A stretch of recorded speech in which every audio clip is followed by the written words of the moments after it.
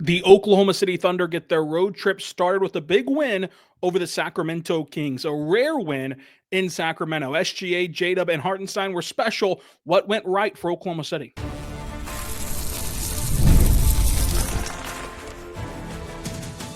You are Locked On Thunder, your daily Oklahoma City Thunder podcast, part of the Locked On Podcast Network, your team every day. Let's get it going on the Locked On Thunder podcast, on the Locked On Podcast Network, your team every day. I am your host, media member, and beat writer for Thunder on SI, Rylan Stiles. Follow me on Twitter at Rylan_Stiles. Follow the show on Twitter at LOThunderPod. Email the show, LOThunderPod@gmail.com. Thank you so much for making us your first listen. Subscribe anywhere you get your podcast from, including on YouTube. Also, check out Thunder on SI for all of your written content. On today's show, brought to you by Built, we're diving into the Thunder's big win over the Sacramento Kings. Jalen Williams, great game. SGA goes off. AJ Mitchell was impressive. And Hartenstein continues to dominate as a member of the Thunder. Today's show is brought to you by Built. Start earning points on rent you've already paid by going to joinbuilt.com/LockedOnNBA. That's join, joinbilt.com/LockedOnNBA. So the Thunder get a win, and they did not have Chet Holmgren. They did not have Alex Caruso. They did not have Ousmane Dieng. They did not have Jalen Williams, although Isaiah Joe did return whenever he was questionable for this contest. It's the first of a 4-game road trip. Entering tonight, the Thunder had not beat the Kings in 1,761 days. But a big-time 1-0 start with the Lakers, Warriors, Rockets all looming. And in large part, it was due to Jalen Williams taking over in the fourth quarter. 11 straight points in the final frame. And I think that this was one of Jalen Williams' best games. Obviously, you can go find even gaudier box scores than 28 points, 4 rebounds, 5 assists, 2 steals, and a block. But shooting 62% from the floor, I think you saw J-Dub find himself. This entire time that he's been in the NBA, he's been asked to do a lot of different things. So he starts as a point guard at Santa Clara. The Thunder move him to power forward. They're using him as a small ball center in recent weeks. Like, they've kind of moved him all over the board, all while still having him tap into that lead guard background. Up until this year, that lead guard look has more so been, hey, you need to go score, and you need to go look for your opportunities to put the pumpkin in the patch as the primary guy whenever Shai's not on the floor. This offseason, you saw an emphasis be put on him and others to improve as a table-setting playmaker. And when he returned this year, there was a moment where he was too passive. So you go from too score-focused to too passive and too focused on getting your teammates involved. And over these last few weeks leading up to tonight, you've seen him start to find a better balance. This was the perfect balance of you still had a takeover quarter from Jalen Williams where he goes for 11 straight points. But he did not abandon those new playmaking principles that he has developed. He's still able to put his teammates in great position. He's still able to facilitate an offense. And obviously, the two guys on the floor are better than only one of them on the floor, especially when that one is not the second runner-up for MVP. But even so, J-Dub has made significant strides on the ball. And part of why he's done that is not only is he maximizing this newfound playmaking in a much better way, he's also maximizing the strength. So when he came in, of course, he was previously a lead guard, then he's playing the 4, now he's bulking up, and you've seen him over the last 2 off seasons add a ton of muscle. And it's a unique thing where you come in and just overhaul your body, especially as a multi-year college guy, and especially whenever you're doing it with the point of emphasis to play more positions. And now you've seen him figure out how to use that strength. And he's using it on both ends. Offensively, it's clear to see. It's him turning the corner and really shouldering guys out of the way on his way to the rim. It's absorbing more contact around the rim. It's bowling over players. It's setting better screens whenever they do the guard-to-guard screening action. Offensively, it's really easy to see. But defensively, I don't think that Jalen Williams is getting enough credit. Yes, he's not close to the Thunder's best defender, but that's to no fault of his own. On many other teams, J-Dub is one of those other team's best defenders. Like if you plucked him and put him in almost any other NBA city, you're looking at one of the best, most versatile defenders. But here in Oklahoma City, when you're competing with the likes of J-Dub, I mean Lu Dort and Kaysen and Caruso and all of these guys, you get pushed further and further down the totem pole. Not to mention that you have two defensive anchors at center whenever Chet's healthy and Hartenstein, of course, is back now, and you're seeing what he is defensively. So it's really hard to get your defensive flowers whenever those are the names you're competing with. But what J-Dub's been able to do defensively this year should not go under the radar. I mean, the way that he can just rip away possessions and just out muscle grown men for loose balls and stay in front and make an impact defensively has helped him become an even better two-way player than he already was. And a lot of this praise is him just refining what made him so good as a rookie, what made him so good as a second-year player. And this is what separates all-stars and all-NBA players from good players to role players to bench players to out of the league players. What your baseline is that just who you are? Like, are you just never going to improve, or do you continue to refine these skills? For example, a lot of what makes SGA an MVP level player is stuff that he showed you all the way back on the Clippers and stuff that he showed you early on in Oklahoma City, but things he did not rest his hat on and continued to evolve, continued to improve, continued to add. And Jada was on that same trajectory. Now, will it end in him being a runner-up for MVP and have 2 consecutive years, now looking at a third straight year of a top 5 MVP finisher and has a right to an argument to be the MVP of the league this year? Who knows? But it certainly will end in an all-star nod this year. Like, I think that you're looking at someone who shouldn't need campaigning to bust down that all-star barrier, should be able to just waltz his way in to the Midwinter Classic in San Francisco. And it could not come at a better time for Oklahoma City, who you look at their record right now and there's no sense of panic the way there is in Philadelphia, the way there is in Milwaukee, the way there is for other teams that are dealing with injury issues. But that's a testament to J-Dub, to Shai, and to the rest of this roster, not a detraction from the adversity the Thunder have faced. I mean, not many teams, if any, could withstand the injury report that we just rattled off. Plus, you saw Cason Wallace leave this game with an ankle injury, and who knows what that timeline looks like with just one game in between games on this road trip. So it's really impressive, and it's something that has to get stated here with Jalen Williams, who is an all-star, and we'll see, I think, him playing in February alongside SGA in San Francisco. Speaking of SGA, he was dominant. I mean, this was special stuff even for Shai, plus Hartenstein continues to impress, and more. But first, I want to say right now, about our good friends over at Built, go check out Built today. And when you do, you will be able to see all the wonderful things that they can do for you. Check them out today at Built, because when you do, you will see the wonderful things they can do for you as someone who's already paying rent. So there's no cost to join Built. As a member, you'll earn valuable points on rent and your everyday spending.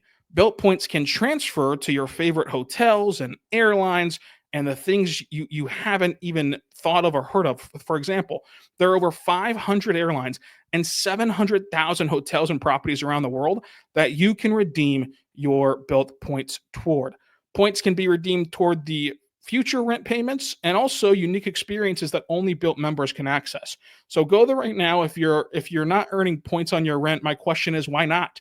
You're already paying that rent anyway. So get started in earning your points today on rent that you're already paying by going to joinbuilt.com/LockedOnNBA. That's joinbilt.com/LockedOnNBA.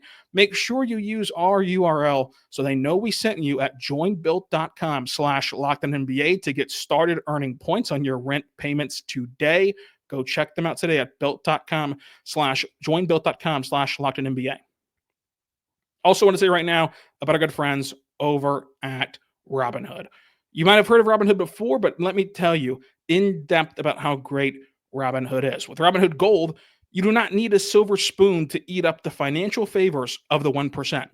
Robinhood Gold allows you to get the rates and the perks usually reserved for the high society. Now, the resourceful individual with Robinhood Gold can earn very liberal rates of 4.25% APY on uninvested cash and be rewarded with a handsome 3% retirement boost on an IRA account and contributions. Robinhood Gold provides the privilege of a high net worth by any net worth. These generous benefits are now available for you for only $5 a month. The new gold standard is here with Robinhood Gold. Go sign up today at robinhood.com/gold. Terms and conditions apply. For product specification disclosures, visit robinhood.com/gold. Investing involves risk. Rates may change. Gold memberships is offered by Robinhood Gold LLC. We're back on the Locked On Podcast Network, on the Locked On Thunder Podcast. Thank you so much for making us your first listen every single morning, every single day. We're here for you talking Thunder basketball. Go check out Locked On NBA, which is our national show that has 2 shows a day for you. Monday through Sunday, you'll have game nights recapping the entire slate of NBA action, every single team, including myself and Gavin Shaw on Saturdays. And then in the midday, you have Matt Moore, Hayes, and Doug Branson recapping the bigger picture topics around the NBA. Go check that out at Locked On NBA. You can also sign up for our free newsletters here from Locked On. It'll give you a article from myself and also the best clips to click on from the Thunder, from the NBA at large. And we have a nice, talented team of national writers helping you out over there as well. But let's talk about SGA. 30 points through 3 quarters. He had a rare 0 for 2 trip to the free throw line, which just kind of capped off a rare night. He shot 65% from the floor, which means he shot better from the floor than he did at the free throw line, 6 for 11 at the charity stripe. And SGA, no matter how many times you watch him, and if you're listening to this show, you listen and you probably watch him every single day, just like I do, the fact that he can continue to just put down these jaw-dropping games and jaw-dropping moves where he's spinning to the lane and finishing through traffic. It just never gets old watching him play. And he casually dominated this game. Like, all of a sudden, you look up and he's got 30 points through 3 quarters. He ends with 37 points. He has 4 rebounds, 11 assists, 6 turnovers. And the 6 turnovers, like 4 of those happened in pretty short order. And he was able to adjust and clean things up, clean up his dribble. But 60% from the floor, 4 for 7 from 3, and 6 for 11 from the free throw line. I was impressed by his command of the game, where at times, he was just another face in the crowd as the Kings defense swarmed him. And he didn't panic. He made really high-level reads to create advantages for the rest of his teammates. And that's what led to the double-double with 11 assists. And you've seen him take a step forward as a playmaker. And this has been an aspect of his game that we've really been waiting on. Like, every year, he comes back with a new element.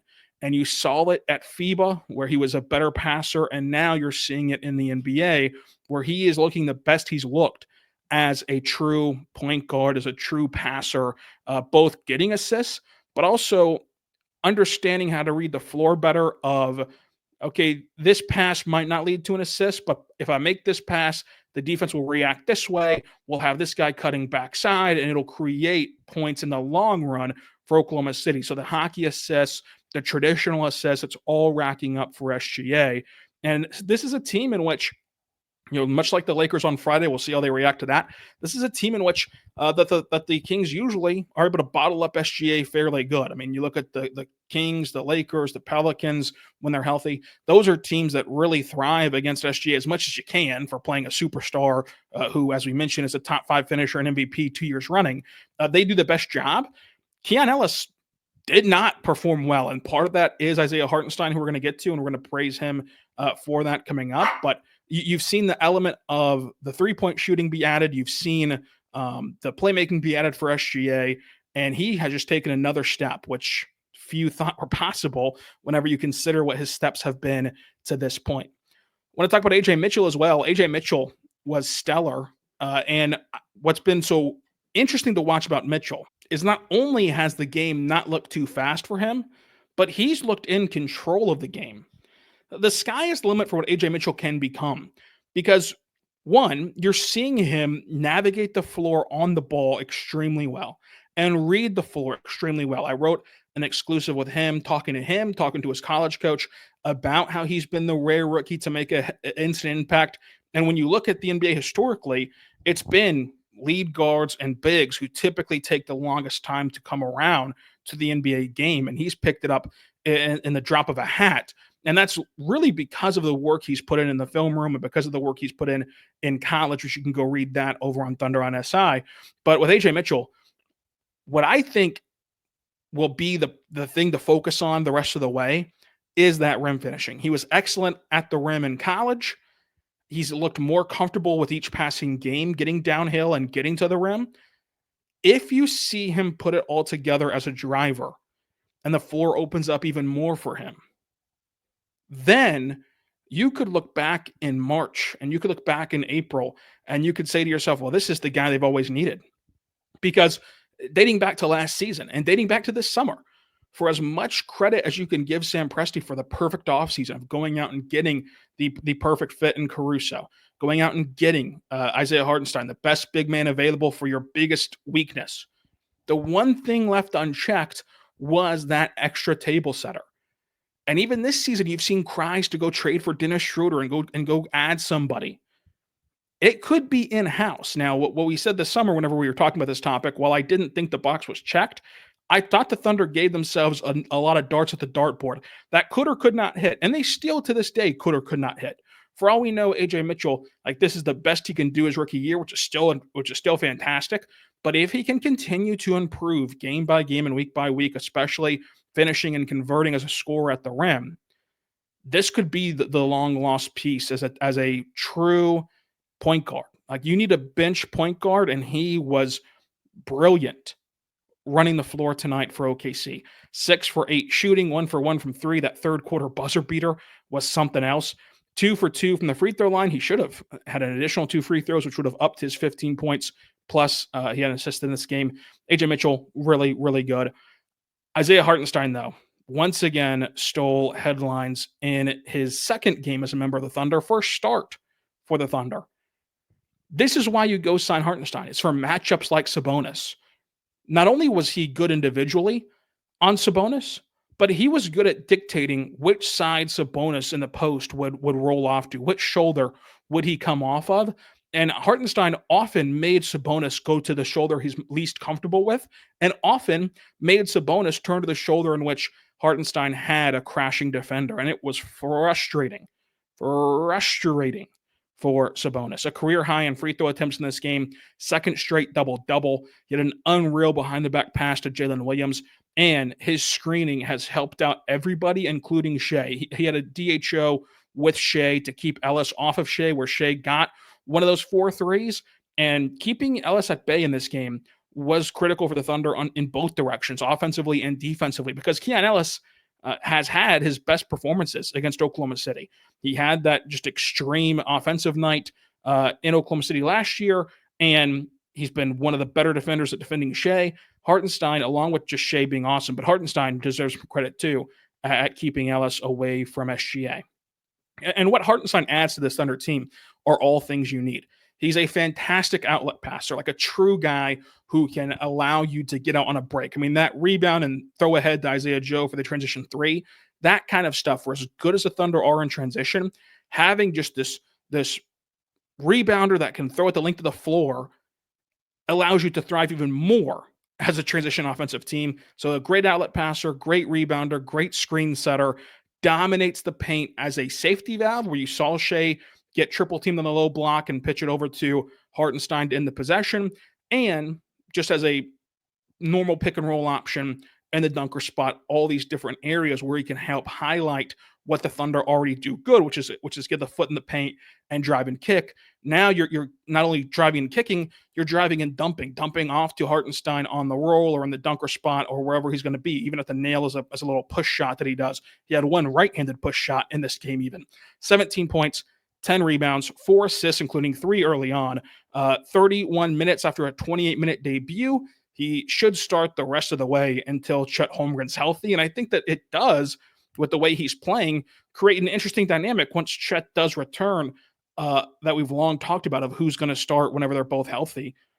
It could be Hartenstein and Chet, and then you just kind of like do something similar to what the Rockets did with Chris Paul and James Harden, where they both technically start in quick order. You get one of them out, which would likely be Hartenstein, and stagger those two guys the rest of the way, but you can kind of use them to set a tone early on and then quickly pull the string on it. Who knows? It gives you a ton of options, and it more so matters how you could close.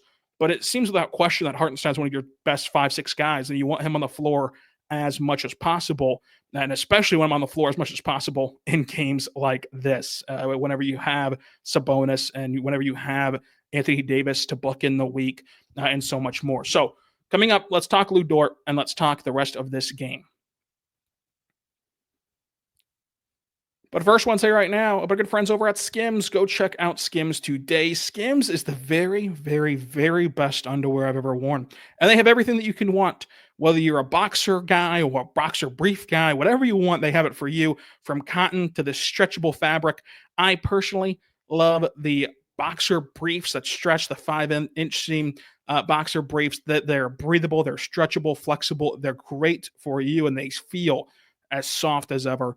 Go check them out today at Skims. And when you do, make sure you tell them that we sent you. So go to Skims for men's. They have their men's line out right now, skims.com/LockedOnNBA. Right now, they have it all for you. Whenever you place your order, select podcast in the survey to show them that we sent you on their drop-down menu. You can go right now. It's perfect for the holiday season. You can get the gift for the whole family with their new men's line and, of course, what they already have available. So go to Skims right now, skims.com/LockedOnNBA for the best holiday shopping ever and the best underwear ever at skims.com/LockedOnNBA.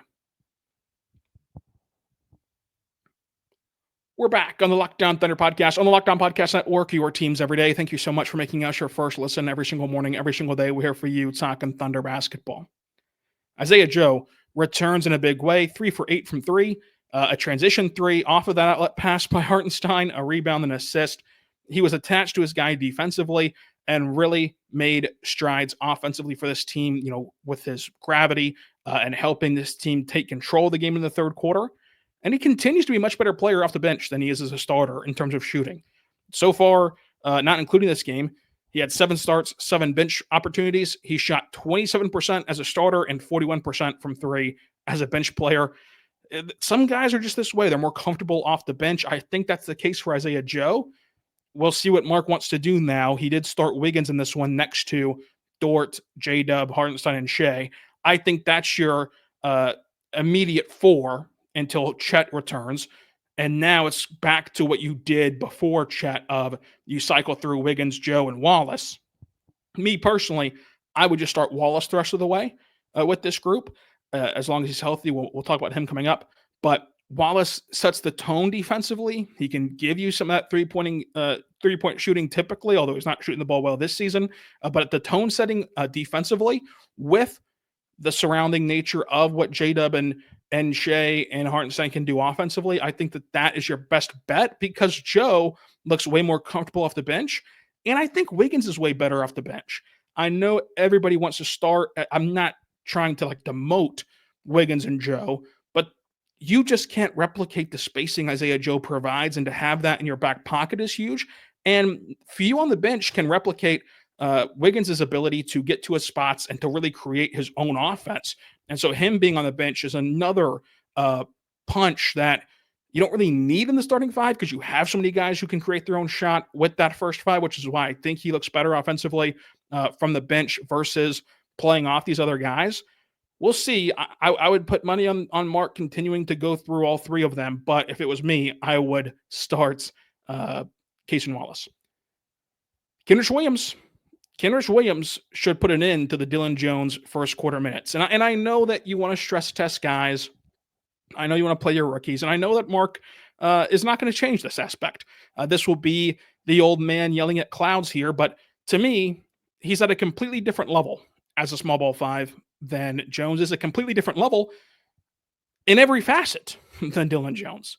Dillon Jones is just not ready for NBA action, and that's okay. What you should do, in my opinion, with Dillon Jones is park him in the G League. You have one of the best defensive minds in basketball coaching your G League team who's already done wonders for your players. Go back and look at J-Will as a small ball center option as a rookie in the first half of the year compared to how he looked in the second half of the year. All that changed was he spent a ton of time around Cam Woods. Cam Woods has a proven track record of getting these guys up to speed defensively, and Dillon Jones is not even close to the speed limit defensively. And then offensively, Dillon Jones is really clunky at best. He's still working through and finding out how to play within their system. And I asked Cam on Friday about what the emphasis is for Dillon Jones, and that's exactly what he pointed to of figuring out how to play the Thunder's brand of basketball offensively. And it just looks clunky right now. And the fact that they keep going to Dillon Jones as the first small ball five off the bench is a bit peculiar.